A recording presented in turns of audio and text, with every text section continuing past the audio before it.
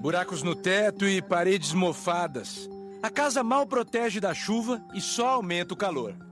Um ar de abandono destinado a piorar, porque Dona Tânia, a única moradora, não tem nenhum real de renda própria. Vive da cesta básica que recebe da igreja de 15 em 15 dias.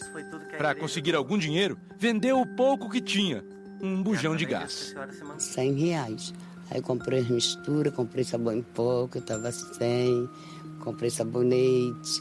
Dona Tânia tem a companhia de 13 milhões e meio de brasileiros, que também vivem abaixo da linha da pobreza extrema. Em 2019, quase 6,5% da população brasileira vivia com menos de R$ 145 por mês, situação que caracteriza extrema pobreza. Em maio, 72% dos lares de menor renda do país receberam o auxílio emergencial, o que elevou exponencialmente o rendimento da parcela mais pobre da população. Na faixa de renda imediatamente acima de R$ 233 por mês, o ganho foi de 141%. Os auxílios do governo criados por causa da pandemia chegaram a quase 39% dos domicílios brasileiros. O valor médio foi de R$ 847. No Nordeste e no Norte, o percentual de domicílios que tiveram acesso aos auxílios passou de 50%. Os números da mais recente pesquisa do IBGE impressionam.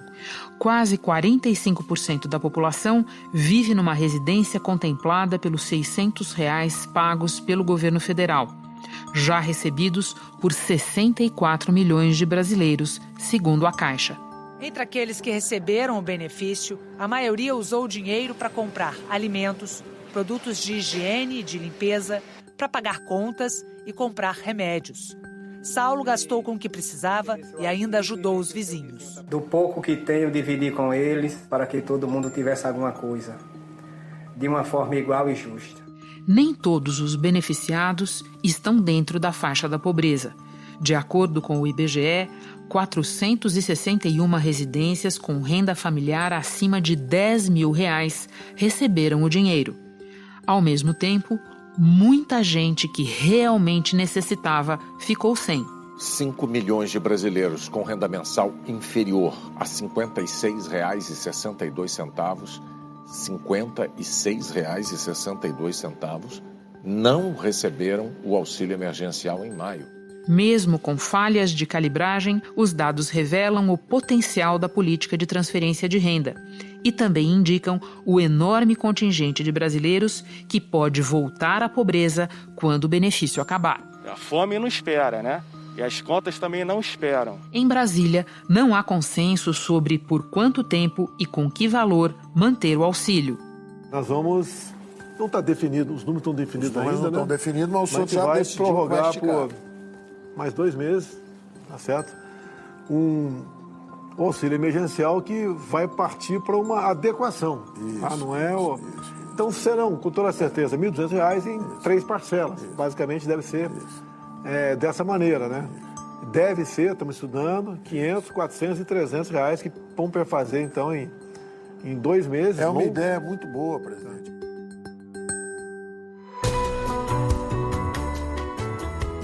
Da redação do G1, eu sou Renata Lopretti e o assunto hoje é o impacto do auxílio emergencial na pobreza.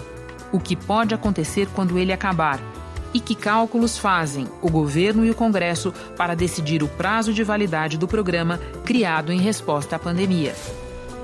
Neste episódio eu converso primeiro com o economista e pesquisador do INSPER, Naércio Menezes, e depois vou falar com o comentarista da Globo News, Valdo Cruz. Sexta-feira, 26 de junho. Naércio, você participou de simulações que visavam estimar o impacto do auxílio emergencial na pobreza no Brasil. Quais foram as principais conclusões a que você chegou? Bom, usando essas simulações, nós mostramos que se todas as pessoas que estão nos setores informais, mais vulneráveis ao isolamento social, perdessem o emprego, a taxa de desemprego iria subir para 28%, a renda média ia cair 8%, a pobreza ia aumentar bastante e a desigualdade também. A único lugar que nós temos para viver é aqui. Se nós sair daqui, nós vamos para onde? Nós não temos condições de pagar aluguel. Eu tenho 4 filhos, minha filha está grávida, estou desempregada já tem mais de 2 anos, entendeu? Os bicos que eu fazia eu já não faço mais, entendeu? A prefeitura me ajuda só com Bolsa Família, entendeu? Que eu pego 295, aí como que eu sustento? 4 crianças comigo, são 5 com 295. Se o programa beneficiasse somente as pessoas enquadradas nas regras que eram originalmente propostas no programa, ele vai atingir 32 milhões de trabalhadores, a renda média voltaria ao nível antes da crise e a pobreza e a desigualdade cairiam para níveis abaixo do que estavam antes da crise. Mas se o programa, como acabou acontecendo, beneficiar também as pessoas que não se enquadravam no limite de renda, aí 53 milhões de pessoas seriam beneficiadas e não haveria redução de pobreza adicional com relação à hipótese anterior. Então, esse último cenário foi o que acabou acontecendo. Ou seja, uma espécie de diluição, Naércio? Exato. O programa acabou beneficiando mais pessoas do que seria necessário para reduzir a pobreza e a desigualdade. Uma auditoria do Tribunal de Contas da União apontou que 6 milhões de pessoas podem ter recebido o auxílio emergencial do governo federal sem ter direito ao benefício. Isso aí representa cerca de 10% de todas as pessoas que receberam a primeira parcela do auxílio. Ele teve efeito, sim, de reduzir bastante tanto a pobreza como a desigualdade, mas acabou vazando para outras pessoas, e então ele está custando mais do que seria necessário. Naércio, estudos já apontam, já mostram esse efeito do auxílio emergencial na redução da pobreza. Mas o auxílio emergencial tem prazo de validade. Nós estamos assistindo nesse momento as discussões dentro do governo e do governo com o Congresso para ver qual vai ser a porta de saída disso, como é que vai ser. A gente pode estar sofrendo uma espécie de ilusão de ótica sobre a redução da pobreza, Naércio? Olha, eu acredito que essa redução da pobreza é real, porque as pessoas estão recebendo uma renda maior do que estavam recebendo antes. O programa está atingindo praticamente quase todas as pessoas que eram pobres. Essas pessoas estão usando o dinheiro para consumir, para comprar produtos de alimentação, produtos de higiene, saldar dívidas, ajudar os parentes. Nesse momento de necessidade extrema, 56% dos moradores de favelas que receberam auxílio emergencial usaram parte do dinheiro para ajudar parentes e amigos que não conseguiram o benefício. Entre aqueles que receberam o benefício, a maioria usou o dinheiro para comprar alimentos, produtos de higiene e de limpeza, para pagar contas e comprar remédios. Então, o consumo delas e o bem-estar está efetivamente aumentando, mesmo que por um curto período de tempo. É óbvio que se o programa acabar, for interrompido, a gente volta para a situação da pandemia. E aí essa pobreza vai aumentar novamente. Então, posto de outra forma, Naércio, você pode recordar para a gente qual era a taxa de pobreza antes da entrada em cena do auxílio emergencial? E eu te pergunto também se há cálculos para a gente já imaginar para onde essa taxa iria se o auxílio simplesmente desaparecesse? Olha, a gente não tem esses números exatos ainda. As pesquisas domiciliares que estão sendo lançadas, do IBGE, da Covid, por exemplo, são pesquisas que usam outras metodologias com relação a que a gente estava acostumado na PNAD contínua. Com base nas minhas simulações, a pobreza devido à pandemia aumentaria de 17%, que era antes da pandemia, para 23%. Com o programa, ela se reduziria para menos de 9%. Então, uma redução bastante grande. Então, a gente pode acreditar que se o programa for interrompido, ela vai voltar para o nível da pandemia, que estaria em torno de 23%. Então, teremos mais ou menos 1/4 da população na pobreza se o programa for interrompido. O que é um nível para lá de alto, né, Naércio?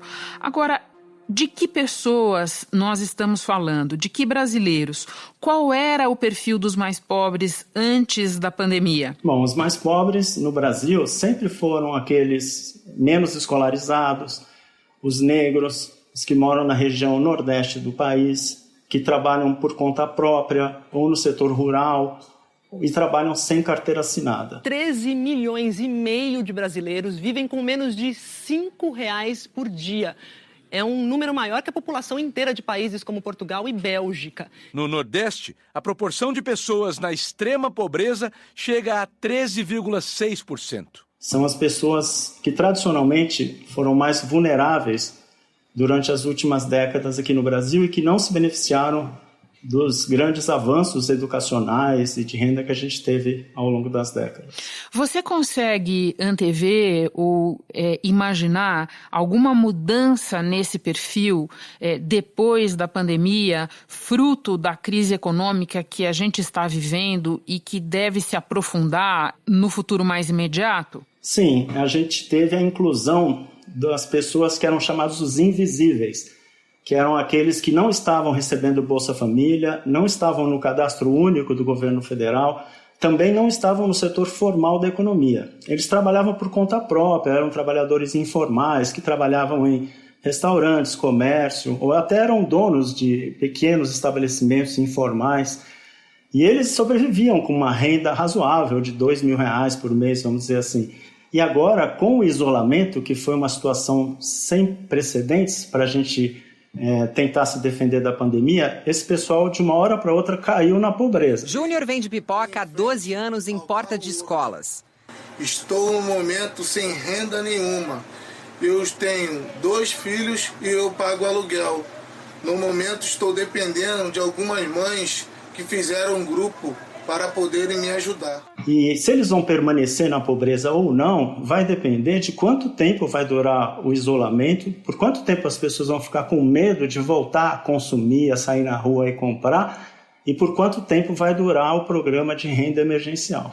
Naércio, há pouco você nos falava de 2 números, dos 17% de pobres antes da pandemia e da tua estimativa que esse número poderia saltar para até 23% se nada existir depois do auxílio emergencial. Para que isso não aconteça, que tipo de transição a gente precisaria pensar? Bom, a gente precisa manter o benefício emergencial por mais alguns meses, talvez diminuindo um pouco o valor e tentando focalizá-lo melhor, tentando eliminar as pessoas que não precisariam desse benefício. A gente vê que o benefício está atingindo até funcionários públicos, filhos jovens de classe média alta e assim por diante. Mais de 73 mil militares ativos que estão na ativa ou que já saíram, que são temporários, a pensionistas, por exemplo, que receberam o auxílio de R$600 oferecido pelo governo para enfrentamento das dificuldades econômicas em meio ao Covid-19. Essas 73 mil pessoas, ou CPFs, receberam de forma indevida 43,9 milhões do dinheiro que é destinado às pessoas pobres e que precisam. Então você pode diminuir um pouco o valor, manter o benefício e fazer uma transição para um programa de Bolsa Família ampliado, que eu acho que deve beneficiar principalmente as crianças do Brasil, porque a taxa de pobreza entre as crianças é muito maior do que no resto da população. Um estudo divulgado hoje mostra que mais da metade das crianças e dos adolescentes no Brasil vive na pobreza. Isso significa que 32 milhões não têm acesso a itens como educação, moradia, saneamento básico e água. Os números mostram também que o trabalho infantil ainda é uma realidade aqui para 2,5 milhões de crianças. Então você deve fazer uma transição para um programa Bolsa Família que aumentasse o valor substancialmente do Bolsa Família original, beneficiando as famílias com crianças pequenas. E quando se fala em um declínio progressivo, uma saída progressiva do auxílio emergencial rumo a um futuro com esse Bolsa Família ampliado de que você fala, você tem ideia de valores? Quer dizer, você imagina o que seria ideal e também do ponto de vista de tempo, quantos meses mais o auxílio deveria durar? Olha, eu acredito que vai demorar um pouco de tempo para planejar um novo programa. Não é uma coisa fácil de ser feita, é uma coisa que vai durar pelo menos 6 meses. E nesse período, se a atividade econômica não se recuperar, nós não podemos deixar essas famílias voltarem para a pobreza, inclusive as famílias com crianças, porque isso pode afetar o desenvolvimento infantil dessas crianças para o resto da vida. Então, pelo menos por 6 meses, a gente tem que manter o programa emergencial. Enquanto isso, a gente vai fazendo a transição para esse novo programa social. Devo entender do que você está falando, Naércio, que idealmente, não deveria existir nenhum hiato, ou seja, o auxílio emergencial só deveria terminar quando esse Bolsa Família reformado já estivesse de pé? Sim, inclusive porque as pessoas não vão se conformar, uma vez que elas recebem esse benefício, que é muito importante para alimentação, higiene, como eu falei, para pagar dívidas, elas não vão aceitar ter um corte do benefício por um período até que o governo se organize para fazer um novo programa, que demora tempo. Naércio, muito obrigada pelas informações todas. Bom trabalho para você. Obrigado, Renata. Hora de conversar com o Valdo Cruz. Valdo, muito conflito dentro do governo e do governo com o Congresso a respeito do futuro do auxílio emergencial de R$600. Conto com você para nos explicar quem quer o que nessa história. Começo pelo evento desta quinta-feira, quando o ministro Luiz Eduardo Ramos chegou a tuitar os valores das próximas e últimas parcelas do auxílio emergencial e depois rapidamente apagou esse tweet que falava em R$500 em julho, R$400 em agosto e R$300 em setembro. Explica para mim qual é a posição do ministro nisso, que parte do governo ele vocaliza. Conta para nós. Ele fez o quê? Ele queimou a largada. Na verdade, ele antecipou algo que o presidente da República está defendendo e que seria decidido numa reunião que aconteceria algumas horas depois. E acabou sendo cobrado porque soltou algo no ar que o presidente da República quer primeiro negociar com Rodrigo Maia, presidente da Câmara, e também com Davi Alcolumbre. Então, por isso, ele foi alertado, olha, ainda precisamos negociar.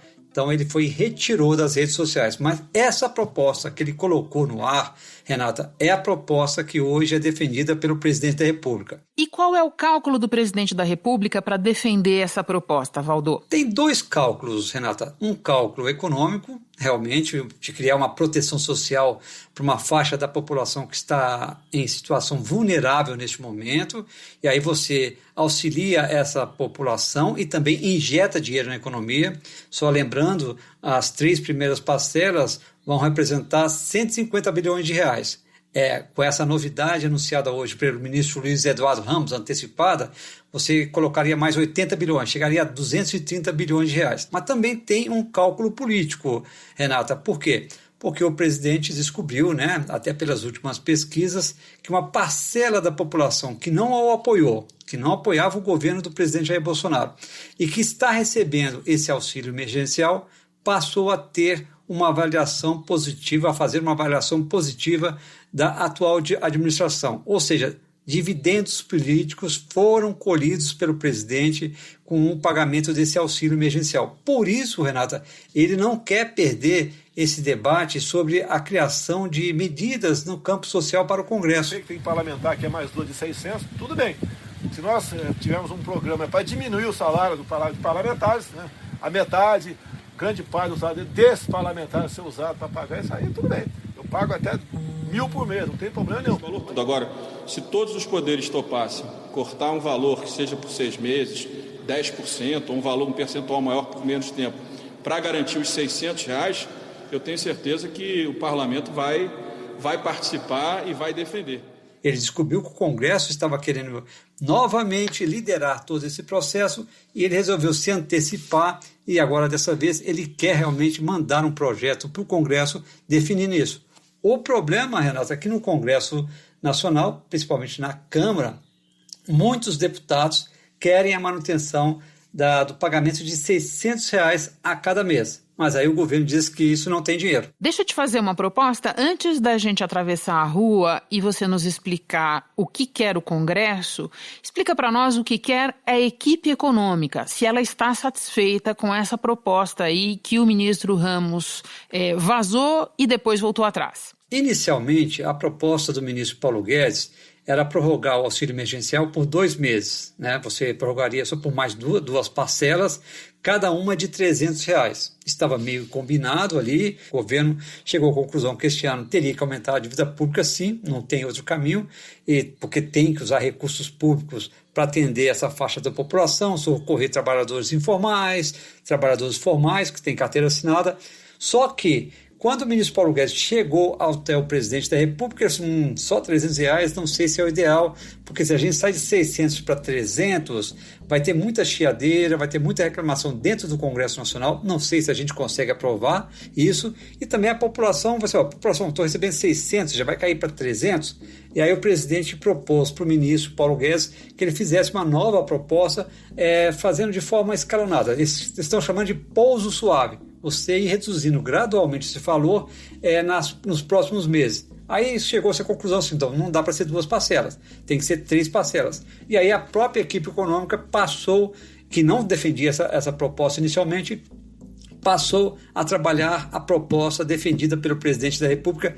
E hoje eu conversei com interlocutores do ministro Paulo Guedes e ele me disse que, por enquanto, é essa a proposta que será levada aos presidentes da Câmara e do Senado, Renata. Então vamos lá, Valdo, vamos atravessar a rua, porque a primeira questão que eu tenho para você é uma questão aritmética. Se a gente somar as 3 parcelas propostas pelo governo, 500, 400 e 300, a gente teria a mesma despesa do que o Congresso está propondo, que são mais 2 parcelas de R$600.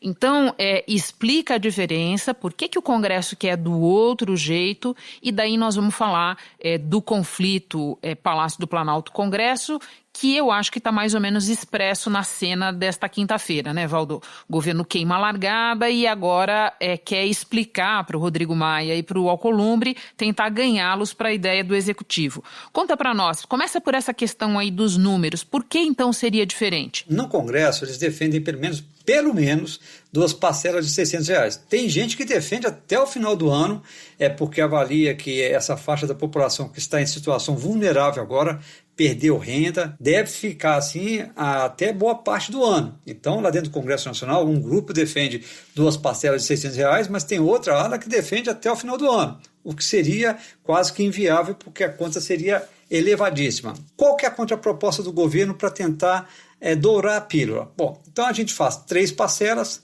500, 400 e 300, e aí, em outubro, essa ideia do ministro Paulo Guedes discutida com o presidente da República, Jair Bolsonaro. Nós estamos num nível de emergência total, a 600. Nós vamos começar agora uma aterrissagem com uma unificação de vários programas sociais e o lançamento de um Renda Brasil. Que é o programa social que o governo está trabalhando para substituir o Bolsa Família. Aí você, nesse Renda Brasil, começaria a ser pago já em outubro, se as negociações derem certo, com um valor de entre R$250 a R$300. Segundo os assessores do ministro Paulo Guedes, esse seria o valor. Lembrando que o Bolsa Família hoje tem um pagamento de até no máximo R$200 por mês. É o governo tentando deixar sua marca na área social, Renata, lançando o Renda Brasil para substituir o Bolsa Família. O Bolsa Família hoje atende cerca de 27 milhões de pessoas, um custo de 30 bilhões por ano. E aí você teria, dentro desse Renda Brasil, os beneficiários do Bolsa Família e também uma parcela da população que hoje está recebendo o auxílio emergencial, mas que não está naquele grupo de empreendedores. Ou seja, os empreendedores, passada a crise do coronavírus, vão voltar a ter renda. Mas dentro dessas pessoas que estão recebendo auxílio emergencial, tem uma parcela que o governo está até identificando exatamente quantos são, ainda eles não sabem, que são considerados lá dentro do Ministério da Economia, são os desamparados e os desassistidos, que ainda vão continuar sem renda. Aí seria a forma de o governo tentar convencer o Congresso Nacional a aprovar uma fórmula diferente. Mas aí você sabe, né? Ano eleitoral, disputa por prefeituras, tem muitos deputados querendo manter os R$600. Agora, por isso, Renata, talvez a importância desse novo momento do presidente Jair Bolsonaro com o Congresso. Uma linha de melhor relacionamento. Por fim, Valdo, pegando essa trilha que você abriu, vamos fazer um pouco de prognóstico, que você é bom nisso, eu sei. Quem é que tem mais chance de levar melhor nessa discussão? O Palácio do Planalto ou o Congresso? Até pouco tempo seria o Congresso Nacional, Renata. Mas depois que o presidente começou ali, não mais um namoro, mas praticamente um casamento com as legendas ali que integram o Centrão, o clima mudou um pouco. E eu acho que o grande teste vai ser, inclusive, a votação desse programa social. O Centrão na base aliada, eu acho que o governo tem chances de aprovar a sua proposta. Talvez não exatamente como ele está definindo, porque agora, né, Renata, o presidente Jair Bolsonaro algo que ele disse que nunca estava se importando com isso, de ter uma base aliada dentro do Congresso. Nesse momento que está acuado por tantas investigações, resolveu criar essa base aliada e talvez neste momento ela tenha serventia para aprovar a proposta mais próxima daquilo que o governo, que o Palácio Planalto deseja. Renata. Bom, Valdo, então já está contratada a sua volta ao assunto, porque certamente a gente vai ter que falar disso novamente. Muito obrigada pelas informações. Bom trabalho para você, Valdo. Para você também, Renata. Antes de terminar, um aviso para as pessoas que se encaixam no perfil, mas ainda não pediram o auxílio emergencial. Elas têm até o dia 2 de julho para fazer isso da seguinte maneira. O cadastro precisa ser feito pelo site ou pelo aplicativo da Caixa. É preciso ter cuidado para não cair em páginas ou aplicativos falsos. O endereço do site é auxilio.caixa.gov.br. E o aplicativo se chama Caixa Auxílio Emergencial. Preste atenção no desenvolvedor, que é a Caixa Econômica Federal. Fique bem atento ao se cadastrar, porque uma vez concluída a aplicação, não é mais possível corrigir informações. Você pode acompanhar o detalhamento do seu pedido nas páginas cidadania.gov.br/consulta auxílio, tudo junto, e consulta auxílio, tudo junto, .dataprev.gov.br. E se você já tentou e não conseguiu se cadastrar ou está com mais dúvidas, a Caixa tem um telefone disponível, o 111. Lembrando agora os pré-requisitos para pedir o auxílio: ter mais de 18 anos ou ser mãe e ter renda mensal de até R$ 522 por pessoa, ou até de 3 salários mínimos por família, e não ter recebido rendimentos acima de R$ 28.560 ao longo de 2018. Este foi o assunto podcast diário do G1. De segunda a sexta, nós aprofundamos um tema relevante do noticiário em conversas com repórteres, especialistas e personagens da notícia. O assunto está disponível no G1, no Apple Podcasts, no Deezer, no Spotify, no Castbox, no Google Podcasts. Nos aplicativos, você pode assinar a gente e assim não perder nenhum novo episódio. Comigo na equipe do podcast estão Mônica Mariotti, Isabel Seta, Jéssica Rocha, Luiz Felipe Silva, Tiago Kazuroski, Giovanni Reginato e Vivian Souza. Eu sou Renata Lopretti e fico por aqui. Até o próximo assunto.